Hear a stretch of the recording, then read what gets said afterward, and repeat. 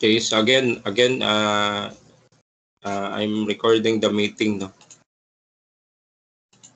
Okay.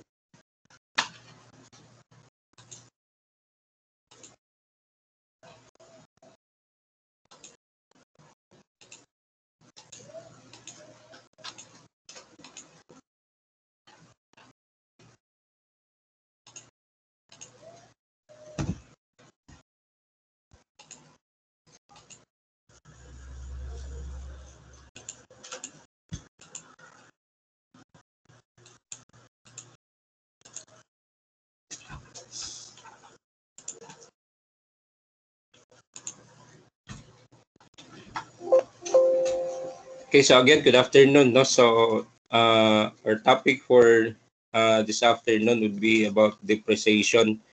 Okay, so this is part one and under the topic depreciation, and then so the remaining part will be continued, no? So by next meeting. Okay, so what is depreciation? Okay, so by definition, depreciation, no, so is the reduction or fall in the value of an asset or physical property. So during the course of its working life. So take note, no, so we have here the term reduction, no, so reduction in its value. Okay, so now included, no, so from the definition of depreciation are the following, no, so the following properties or things.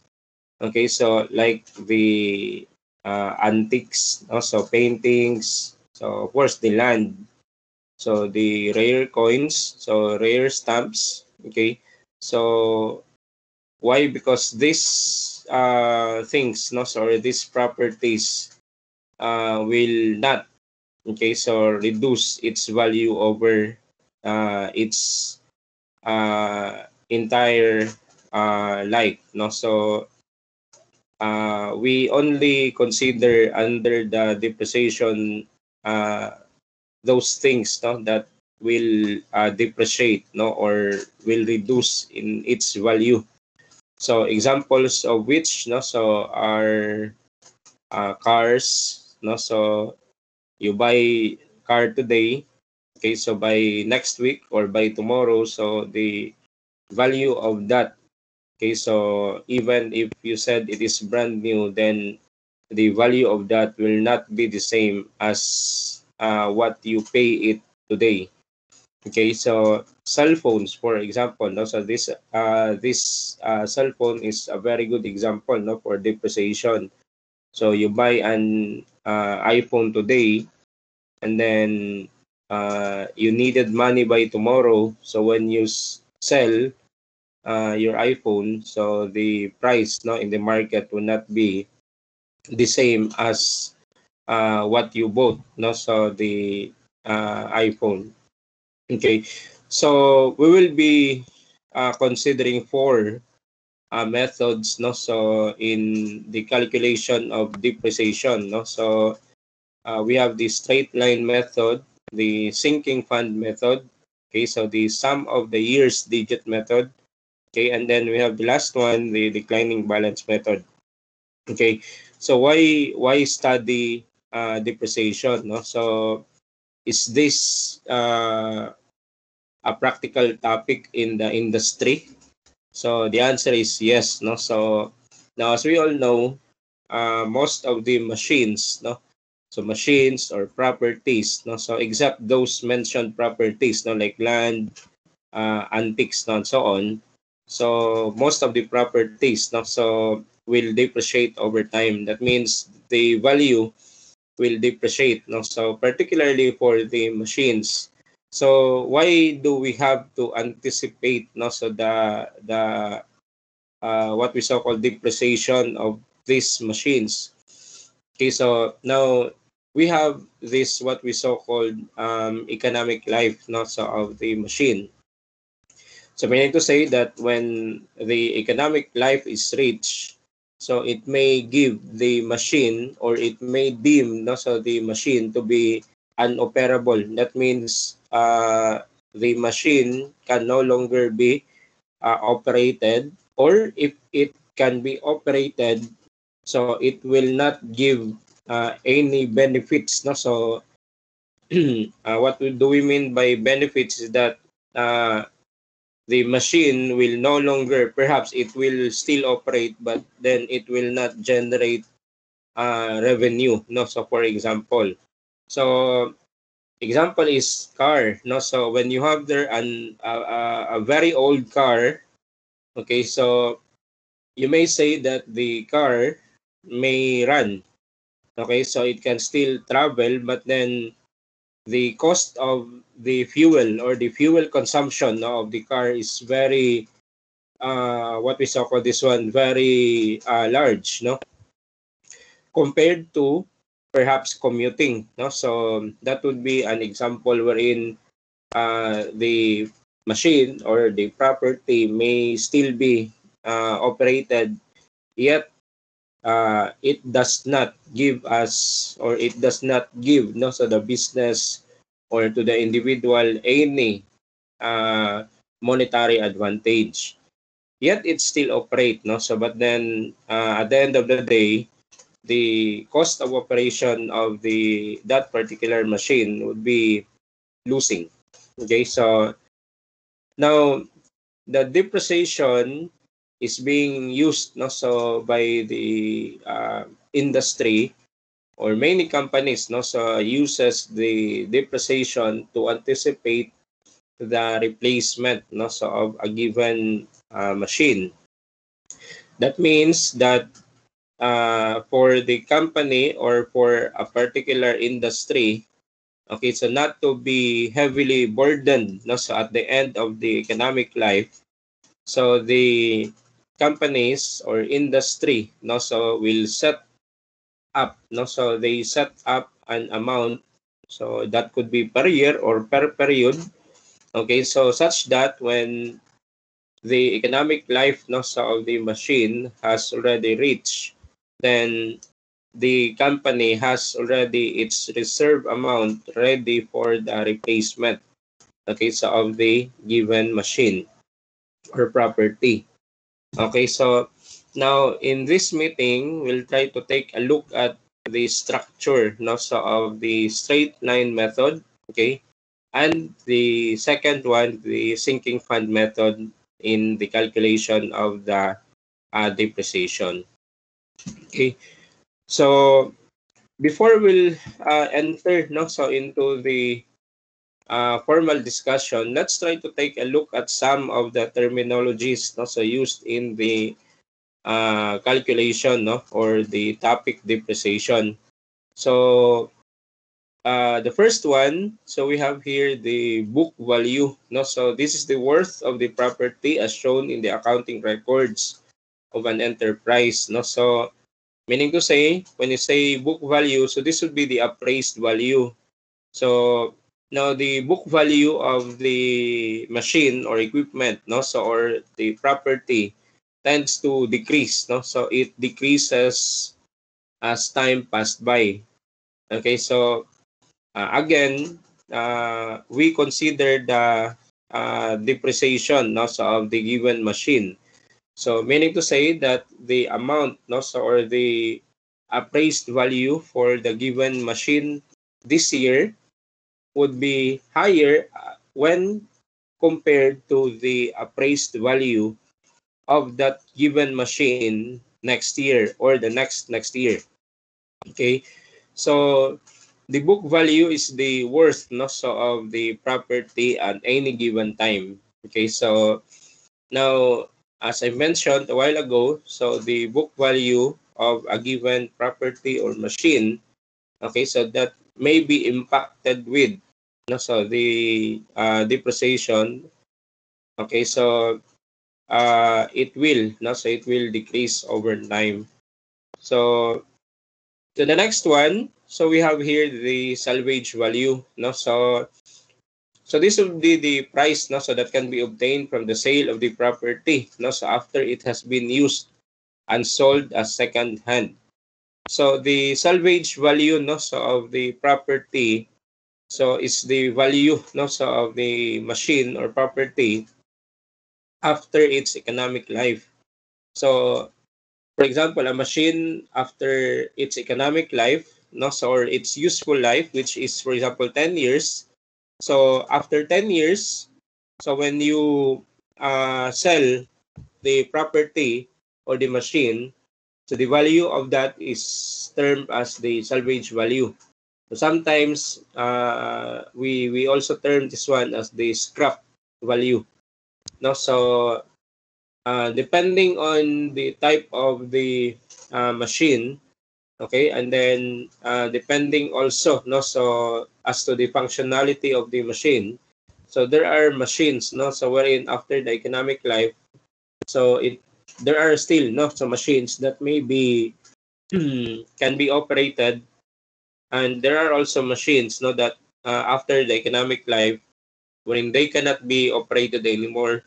So if the machine, no, so can be still operated, okay, so and it can still give an output, then we may say, no, so that the value of that machine after the economic life or the life of the machine is we call that one salvage value. But if the machine, no, so is unable to operate and it is unable to provide an output, then we term that one as the scrap value, no. So the value of the machine that time would be its scrap, no. So okay, uh, salvage value and book value are different, no. So the book value is the value of the machine at any given year, no.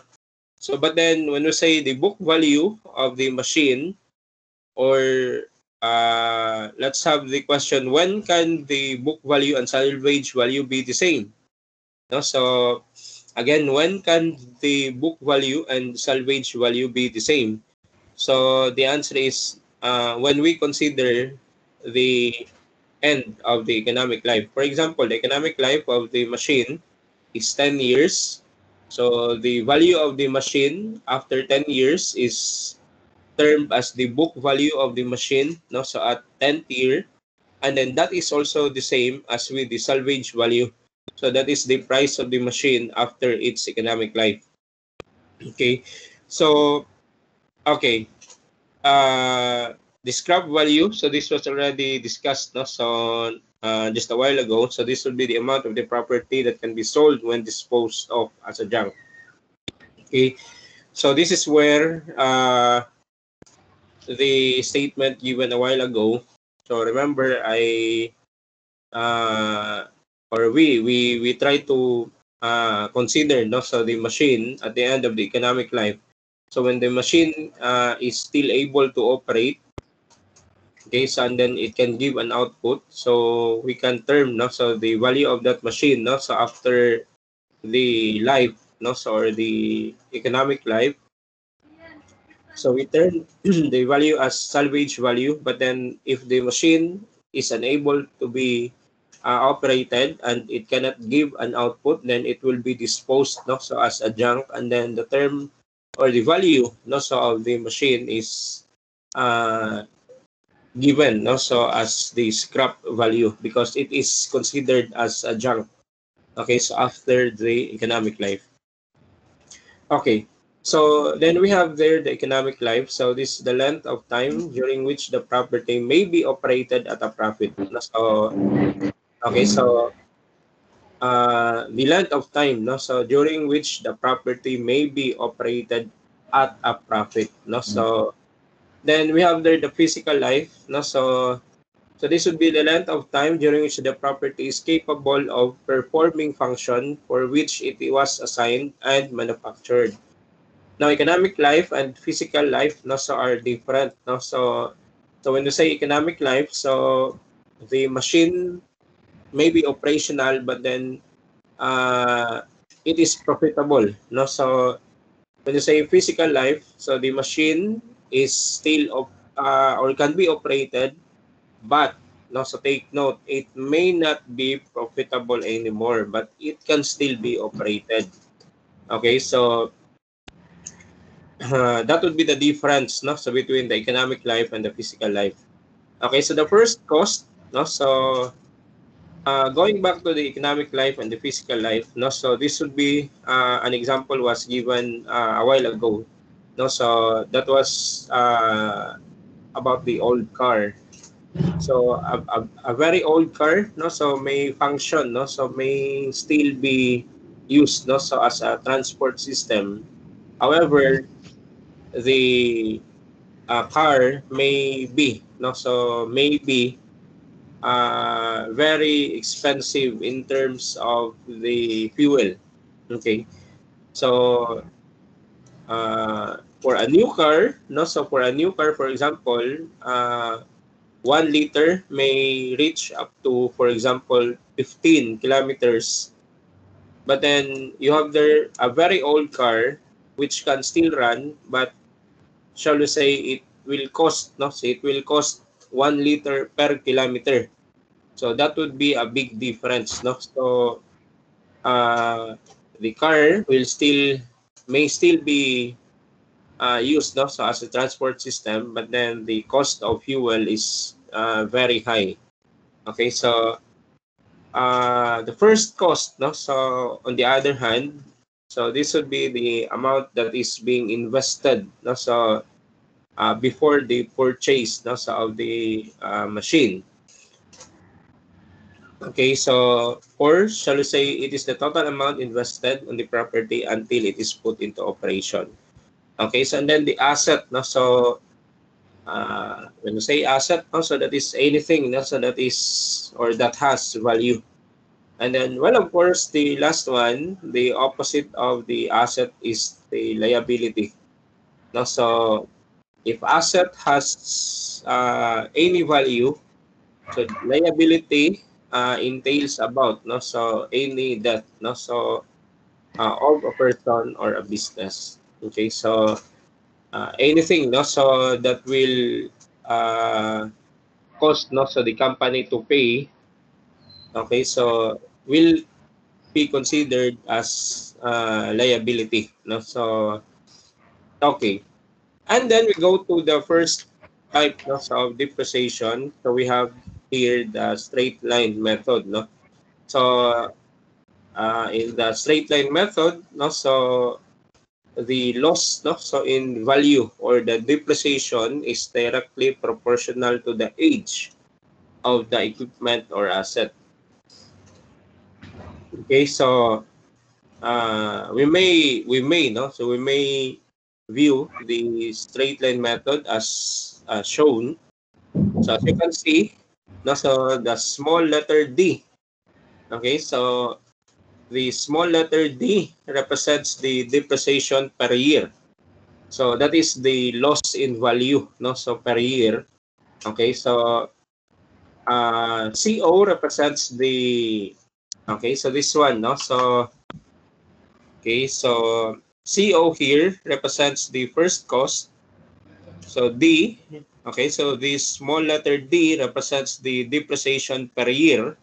Okay, take note, no, so that's per year or annual depreciation.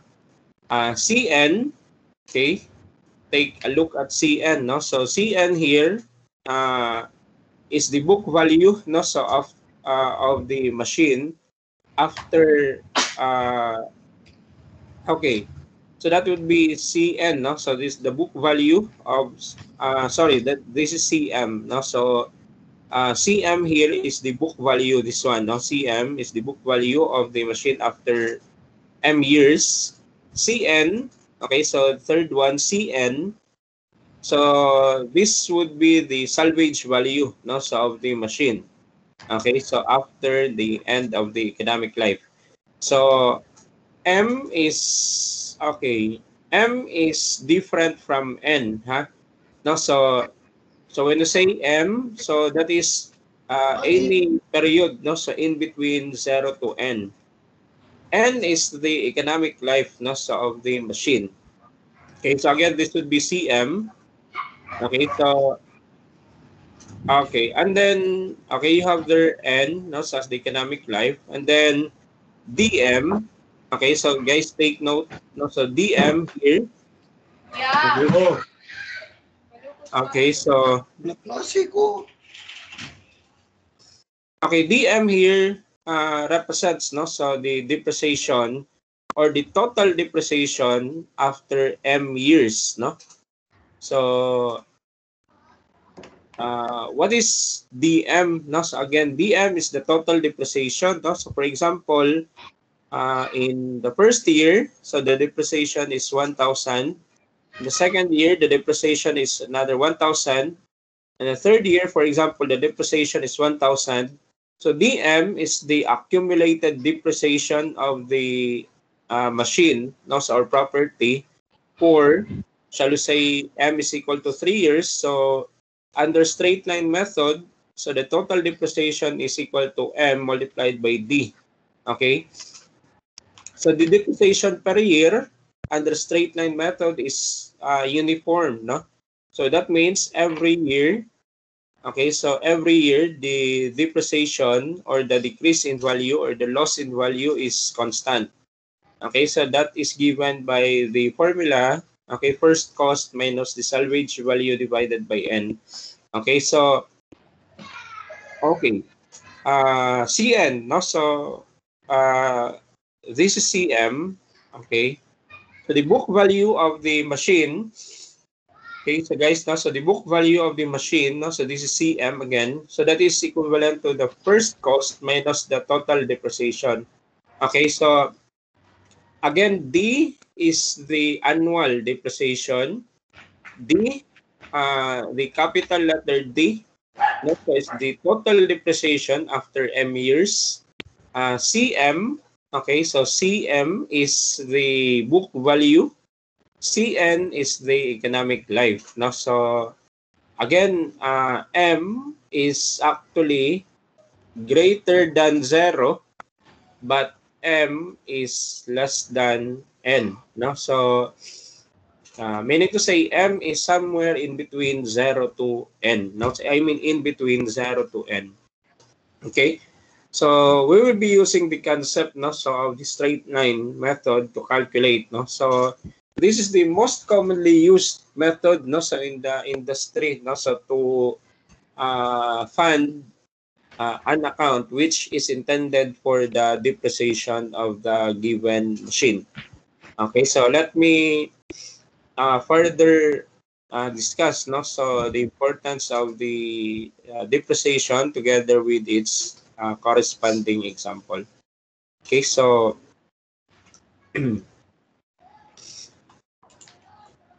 okay, so we have in example number 1, no. So in example number 1, so you have there an underwater camera, so that is purchased for 1,000, no. So it has an expected life of 12 years, no. So at the end, okay, so after 12 years, so the estimated salvage value is 730. Okay, so using that straight line depreciation, so we are asked to calculate for the annual depreciation, the book value of the camera at the end of 8 years. Okay, so how do we do it? No, so first we try to identify, no, so the following amounts. No, so 1,000 here represents for this represents for the first cost. No, so that would be C sub 0. Okay, so 12 years given, so this represents the economic life. N. Okay, 730 on the other hand represents the salvage value, no, so of the camera, that would be CN. Okay, 8 years, okay, so represents the length of time in between 0 to N, so that would be, this would be M. Okay, so we are asked not to calculate, no, so the following, so the annual depreciation and then the book value of the camera at the end of 8 years. Okay, So how do we do it? No, so okay. First, we try to calculate for the annual depreciation D. No, so D. So that is C sub 0. So that is 1,000. No, so minus the book value or salvage value. So that is 130. Okay, so of course divided by the economic life, that is okay, 1,000, no? So 1,000 minus 730, okay, divided by 12. So you will have there, okay, so that is 22.5. Okay, so what is the significance of 22.5, guys? No, so $22.5, no. So since the monetary values, no, are given in dollars, so 22.5, so means that the company must set, no, so $22.5 per year. Okay, so in order for that, or in order for the company, okay, or for the individual to buy another, no, so camera after 12 years, no. So assuming that the camera would still be 1,000, no. So if not 1,000, then he or she has to add the needed amount to buy the new camera. So if the owner, no, so will save 22.5 per year, and then at the end of 12 years, so he or she will be able to sold the camera for $730. So at the end of 12 years, he or she will have another 1,000. No, so 22.5. Okay, so for 12 years plus the salvage value, no, so the selling amount of the camera, which is 730.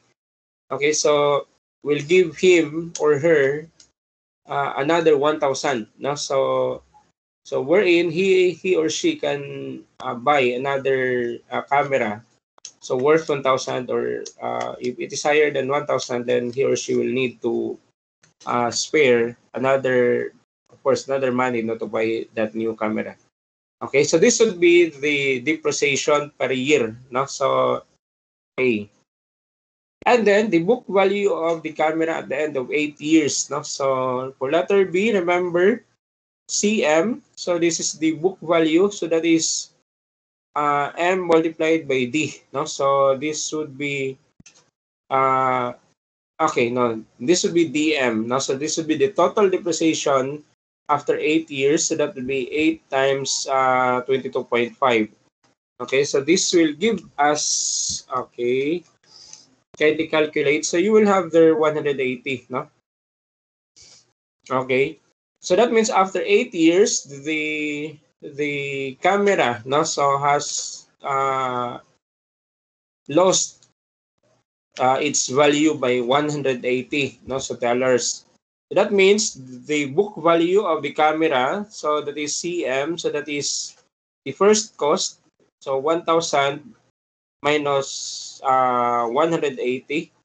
So after 8 years, the value of the camera using straight line depreciation is around 820. So as you can see, the value of the camera, no, so after 8 years, no, so is higher than the scrap value. Okay, so of course, no, so it is very reasonable because 730 is the value of the camera after 12 years. No, so but since it is still 8 years, no, so the end of 8 years, so the value is more or less higher, no, so higher than the uh, of course the salvage value. Okay, so this is how we use, no, so the straight line method, no, so in calculating the uh, value, no, so of the property. So if you were the property controller, no, so of a given company, and then you have this machine, and then for example you have a machine, so whose economic life is 12 years, no? So for example, the economic life of the machine is 12 years, and then the company, for example, the company decided to sell the machine at the end of the 6th year.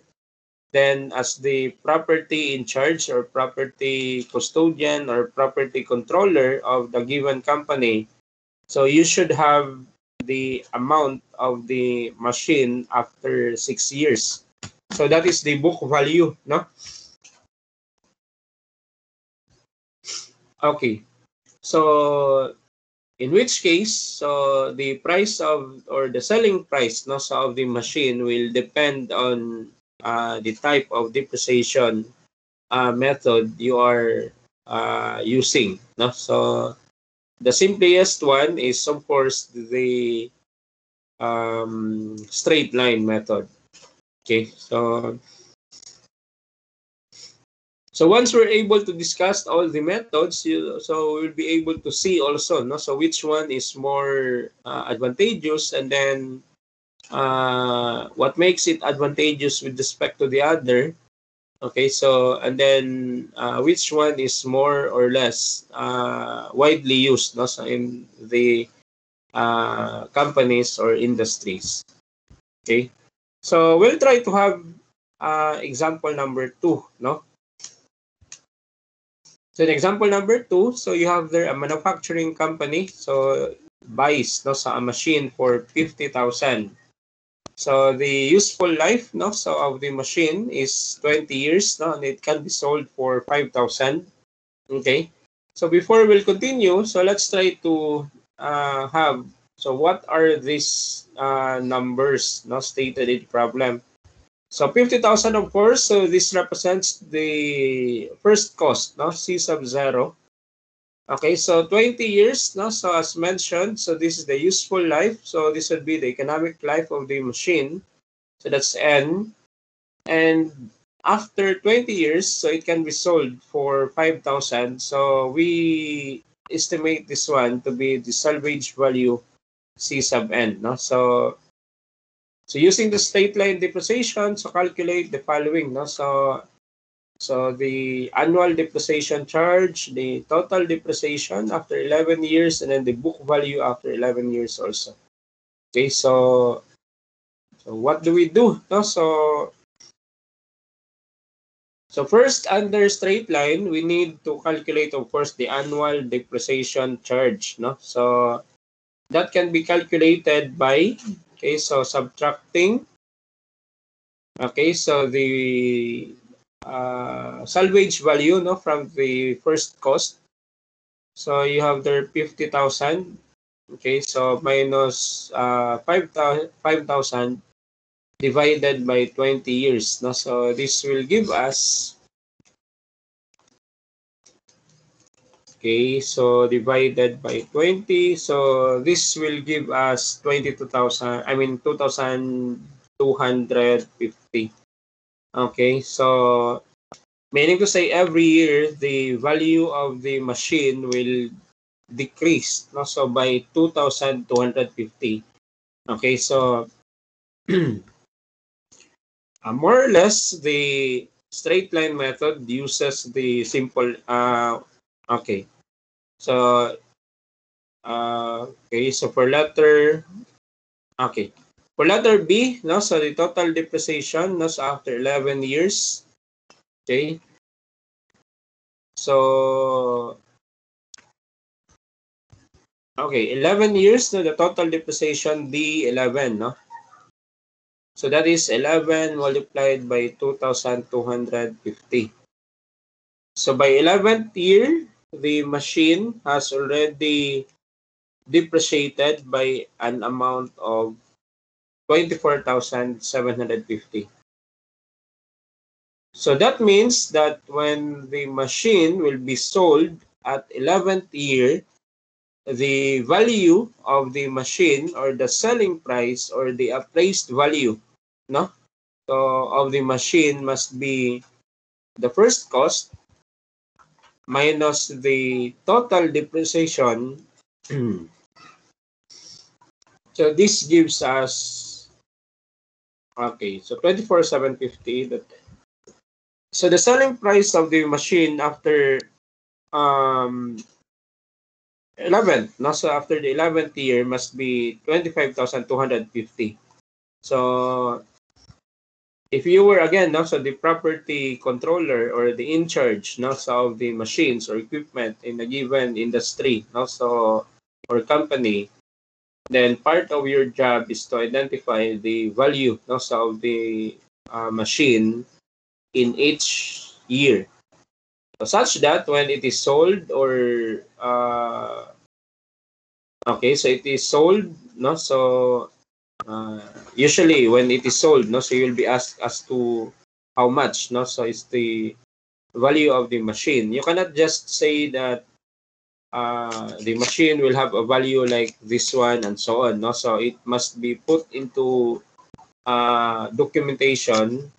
So that is why you have to, or a company has to select, no, so what type of depreciation method will be used, no, so to evaluate the value of the machine after it is being bought, no. Okay, so this would be for straight line, no, so method in calculating the depreciation. Okay, so now we are okay, so we're now ready to move, no, so to the second type, which is, or the second method, which is the sinking fund method, no. So now the term sinking fund is very common, no. So uh, in a sinking fund, no, so what we know, no, so about sinking funds, that uh, we try, no, so we try to put some money, no. So I do not know if you have uh, experience, no, so having a sinking fund together with your classmates or together with your relatives, no, so wherein you put money, no, so you put money, okay, so and then the amount being placed, no, so in a regular basis. So at the end of the shall we say at the end of the year, so the money will be uh, returned to the owners, so together with the corresponding interest, no. So in depreciation, so that will also be the case, no. So wherein, okay, so under sinking fund method, it is assumed that a sinking fund, no, so is established, no, so in which funds will accumulate for replacement purposes. This time, uh, the fund will also earn, no, so the what we so called as interest. So if you try to take a look at this one, so this will be the formula that we'll be using under sinking fund method, no. So D, so this small letter D here, no, so represents the depreciation after the first year. Okay. So again, no, so we have here this formula. So this would be the depreciation after first year, no? So after first year. So the accumulated depreciation, okay, so after nth year, I mean after M, okay, so take note M. No, so the total depreciation accumulated after M years is given by the formula, no? So okay, so this would be the total depreciation, no? Okay, so after M years, no? Okay, so CM again represents the book value. Okay, and then of course I represents the interest rate. So as you can see in the sinking fund method, so unlike in the straight line, okay, so that the fund, no, so will not accumulate interest in sinking fund, it will. Also take note, that in sinking fund method, guys, the depreciation is not constant, no, so per year. So that is why we term D, the small letter D in the sinking fund method, as the depreciation after the first year. So in the succeeding years, the total depreciation can be calculated by, okay, using the formula dm is equal to d. Okay, so this one.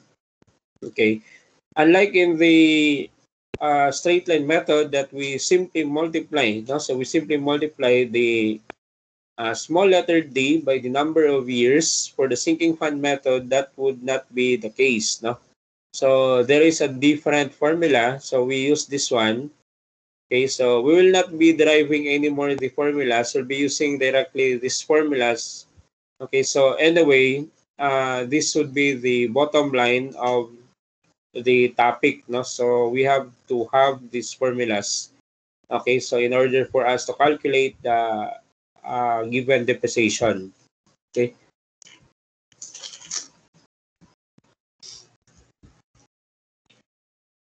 Okay, so we'll try to apply. Okay, so the following, no? So formulas under the given examples, no? So we have two examples for a sinking fund method. Okay, so example number 3. Okay, so in example number 3, no? So you have there a plant erected, no? So that means it was built, no? So to manufacture socks, no? So okay, so has a first cost of 10 million, no? So the economic life of which is 25 years, no? So wherein after 25 years, so the plant can be sold, no? So at 100,000. Okay, so take note of the big difference, no, between the first cost and the uh,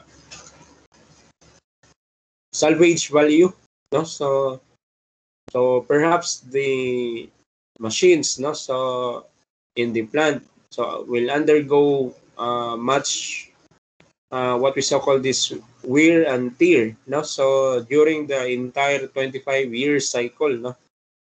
So that is why after 25 years, no, so the value of the plant, no, so or the machines, no, or the plant itself is 100,000, no. So find its appraised value by the sinking fund method, no. So after or at the end of 10 years, no. So take note of the term appraised value. So meaning to say that if the plant is to be sold, okay, no, so when it is to be sold, so how much would be the value that will be paid by the buyer, no? So when you say appraised value, so we refer this one to the term, again, book value. So as I've mentioned a while ago, so the book value, no, so of the property, so represents its value for that particular year, or basically its appraised value. So how much would be the value of the property, no? So after the end, no, so of that particular years. So what do we do, no? So in sinking fund method analysis is that we try to, of course, calculate, no, so the depreciation after the first year. Okay, so take note of the formula, no? So that's CO minus CN multiplied by I. Okay, so divided by 1 plus I to the power of N minus 1. Okay, so again, no? So we start by calculating, no? So depreciation after 1 year, so D. Okay, so that is 10 million, no? So minus CN, no? So that is 100,000. Okay, so that's multiplied by I. Okay, so the interest rate is 0.06, no? And then that would be 1 plus 0.06, no? Okay, so to the power of n, no? So that is to the power of, okay, 25 minus 1. So the depreciation after the first year, okay, so if we try to calculate, so that would be, okay,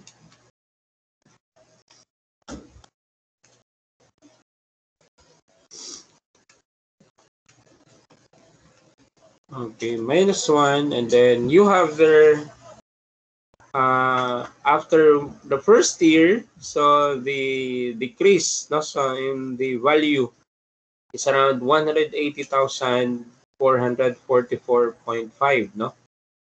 Okay, so such that the total depreciation after 10 years, so that would be D10.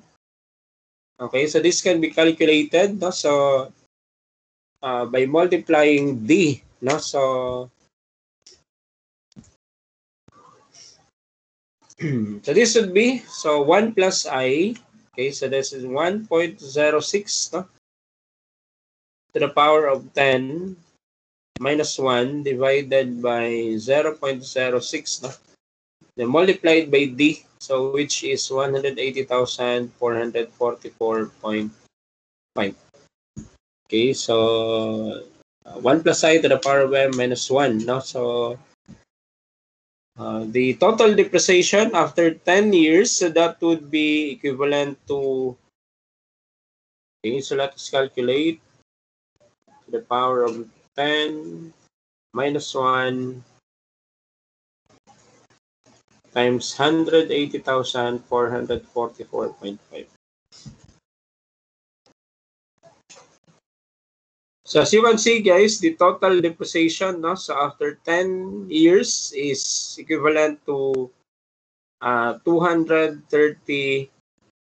Okay, so this one 401.95. Okay, so that's 2,378,401.95, no? So this would be the total depreciation, the total decrease, no, sa in value. So unlike in the straight line that you just multiply this one with 10, so as you can see, the total decrease, no, so is around 2,378,401, such that the book value, okay, so let's try to compare, no? So C10, no, so that is the, okay, so this would be 10 million, okay, minus 2,378,401.95, no? And then the book value, so that is, okay, 2378. Okay, so 401.95. Okay, so let me calculate this one. So the book value is 7,621,000. So 598.05. Okay. Try to take a look at this one, no? So this would be the value. So the selling price of the plant after 10 years, no? Okay, so using sinking fund, no? So now try to compare, guys, when we use the straight line method, no? So for example, we use the straight line method. Okay, so in the calculation of the book value, no? So let's say we use the straight line method, no? So let's just try to compare between the two, no? So for straight line method, so small letter D is 10 million, okay, minus 100,000 divided by 25, no? So D would be around, okay, so 10 million. Okay, so minus 100,000 divided by 25. So the depreciation per year is 396,000. Okay, and then we try to calculate the total depreciation after 10 years. So D10. So we just multiply this one with 10. So the answer is 3,960,000. Okay, so again, this is for the straight line method. And then the book value, C10, so that's 10 million minus this one. Okay, so that would be 3,960,000. Okay. Okay, so that's 396. Okay, so the answer is 604, no? Ano, 6,040,000. Okay. So if you try to take a look at it, no, so guys, no, so this would be the selling price, okay, of the machine or the company or the plant, no? Okay, so when you say plant, that includes the equipments, no? So when we use the straight line method, so if you try to take a look at it, okay, so okay, in the owner side, okay, so for the owner, okay, so try to take a look at the analysis, no? So in the owner side, so when you are going to sell the plant using the sinking fund method, so you will be, no, so you will be um, selling it after 10 years for 7 million, no? So whereas for the if the company, no, so is using the straight line method, so the plant will be sold for 6 million, no, so 40,000. Okay, so now assuming, guys, no, so let's say that um we will not be talking about selling, no, so the plant, no, so we'll be talking about refurbishing. That means replacement, no? So assuming you have there a machine that costs 10 million, and then the depreciated value or the salvage value after 25 years is 100,000, and then we are planning to, or you are planning to replace that machine at the end of 25 years.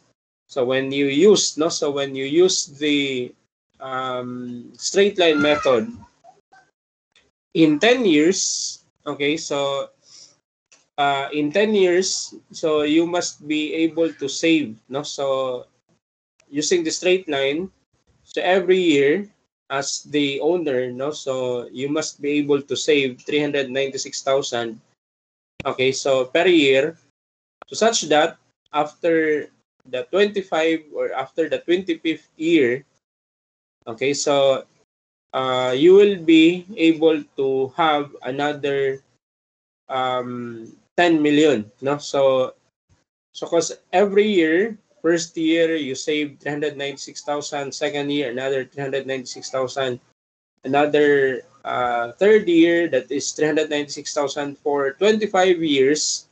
So you will accumulate 25 times 396,000 plus the salvage value or the selling or the salvage value of the equipment, that is 100,000.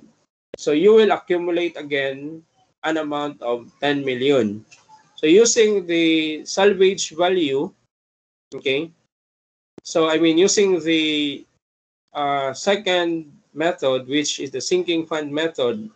So in the first year, so you need to have 180,444.5. Okay, so after 10 years, So you must be able to, no? So you must be able to have a save money of 2,378,401.95 as compared to 3,960,000 for the straight line method. So as you can see, in the sinking fund method, the sinking fund is more, of course, advantageous as compared to the straight line method. No, so what makes it advantageous is that the money, no, so the money that is being kept, okay, so every year in the sinking fund method will earn interest. So unlike in the straight line method that you just put there the money, okay, and save it, and then wait for it to accumulate the amount, no, so equivalent to the first cost after the end, no, so of the economic life. So in the sinking fund method, so aside from the money being spared by the company or the owner, so as a part of the replacement process, so another thing in the sinking fund method is that the spared money will also earn, no, so interest. So that is why if you try to take a look at it, so the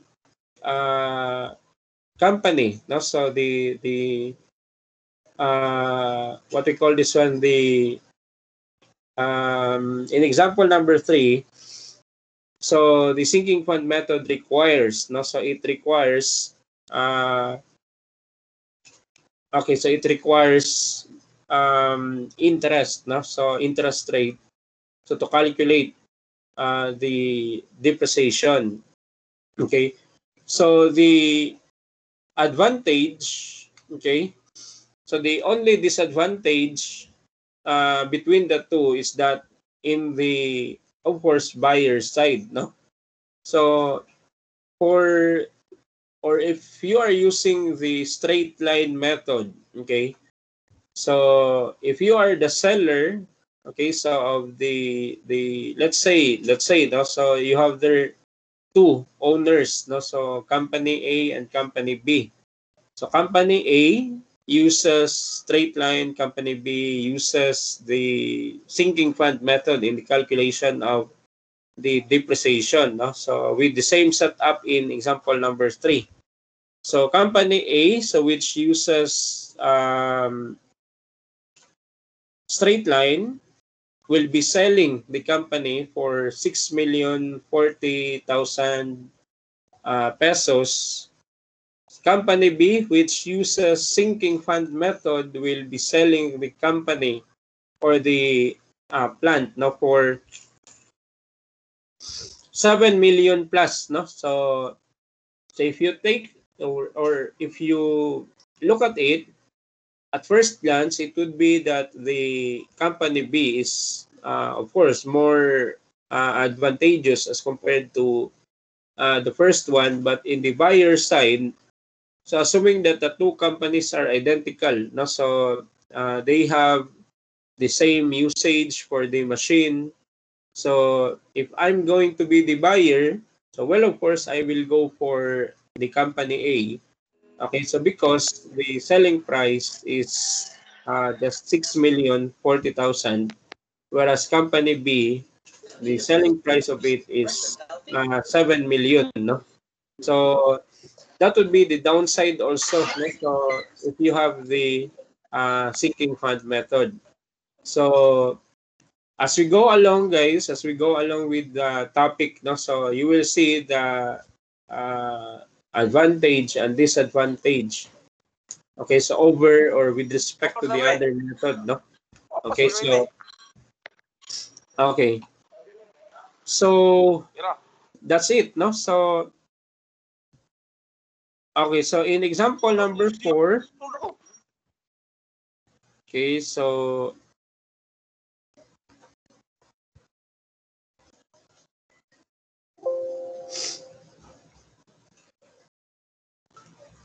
okay, so let's for a while, no.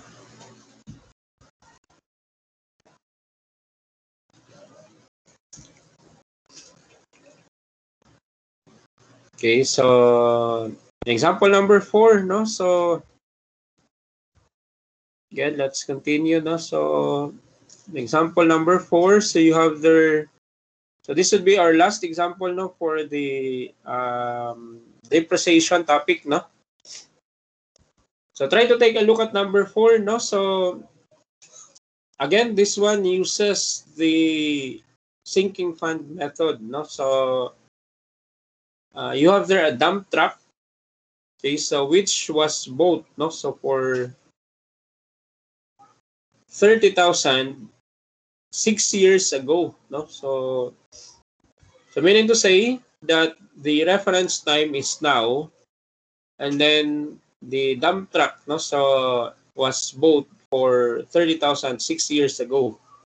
So it will have a salvage value of 3,000 4 years from now. Okay, so it is sold now for 8,000. No, so what is the sunk cost? No, so sunk cost. So if the depreciation method is sinking fund method at 6%. Okay, so before we can conceptualize what happened, not to the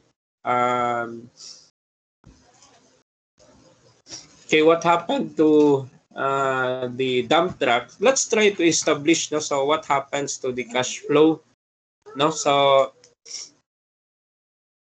okay, so let's try to take a look at the given statement, no? So a dump truck was bought for 30,000 6 years ago, no? So 30,000 6 years ago. So that means if now is the reference time, okay, so we can have 0, 1, okay, so 2, 3, 4, 5, 6. So this should be the reference time, no? So this is the what we have as now. Okay, so the dump truck was bought, no? So 30,000, no? So this would be the first cost, no? Now it will have a salvage value of 3,000 4 years from now. Okay, so that means if we count 4 years from now, 7, 8, 9, 10. Okay, so the value of the dump truck after 10 years is 8,000. Okay, so meaning to say, we have the following data for the economic life as 10 years. No, so the question is, it is sold now. No, so that means the dump truck is sold now. No, that means in at the end of 6th year, which is now, the dump truck is sold for, okay, sorry, this would be 3,000 for the salvage value, no? So 3,000. Okay, so as the salvage value, so by the way, 8,000 is of different, what we call this one, use, no? So this would be 3,000. Okay, so after 6th year, so it is sold now for 8,000. So what would be the sunk cost, no? Okay, so what is termed by sunk cost? So let's try to have it along the way. Okay, now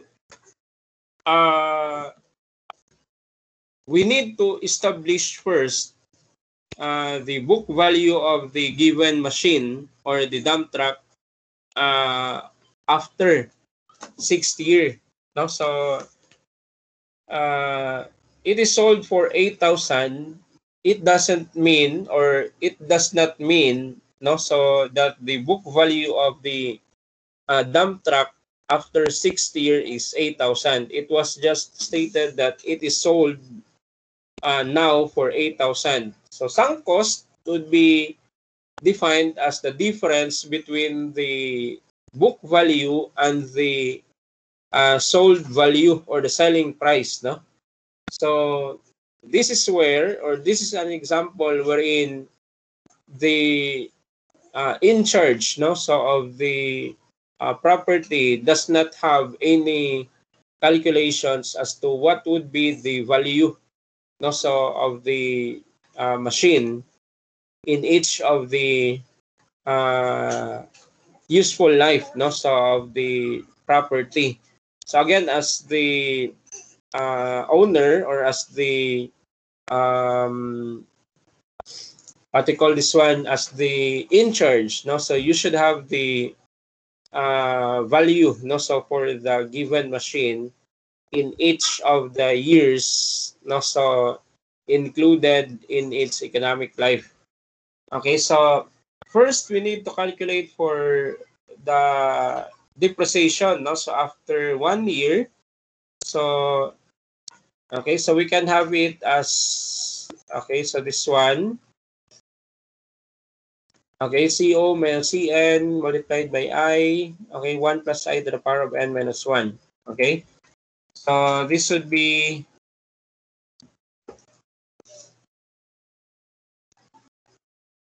okay, so the first cost, that is 30,000 minus CN, no, so the salvage value. So that is 3,000. Okay. Okay, so this one. So multiplied by I, so that is 0.06, no? So divided by 1 plus 0.06, no, to the power of 10 minus 1. So the depreciation after the first year would be,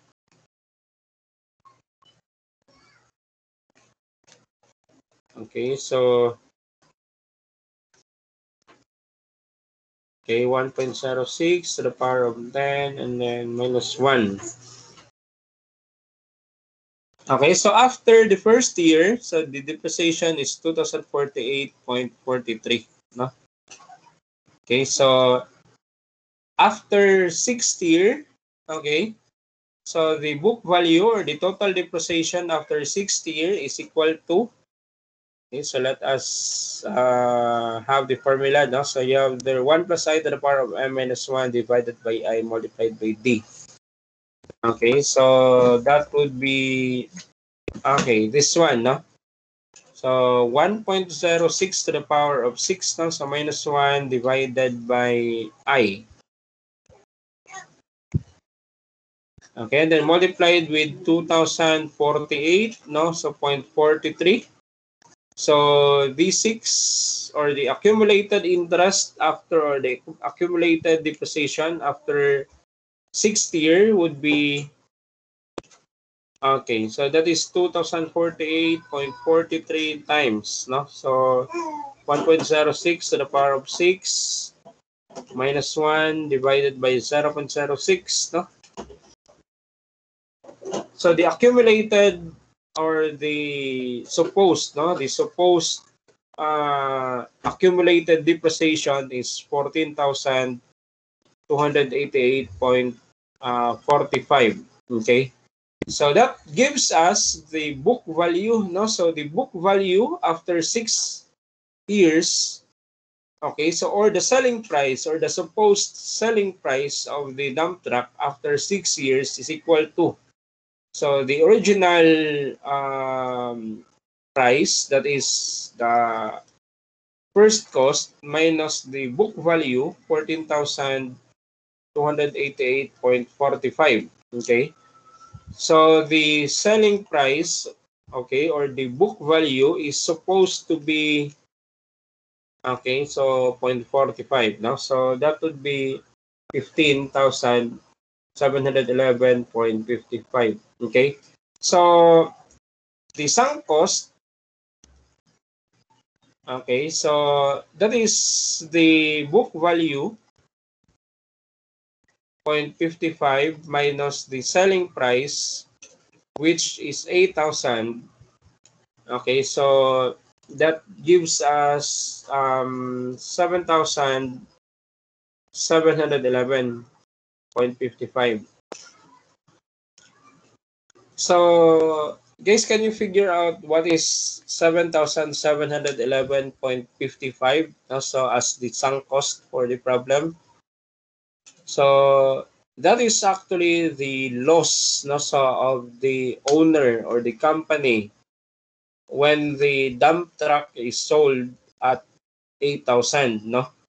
So why? Because as you can see, after 6 years, the dump truck has to have a value of 15,711.55. Okay, but it is sold at 8,000 only. Therefore, the sunk cost or the loss, no, so in selling the dump truck is around 7,711.55. So this is where the part wherein the property manager, no, so must have a data in each of the properties, no, so as to how much would be the value of the property per year. Okay, so when it is decided to be sold or to be replaced, no? So this is where the topic depreciation comes in, no? So in practical basis. So in this case, the owner or the company loses 7,711 pesos, no, in selling the dump truck, which is only sold for 8,000. Okay, so okay,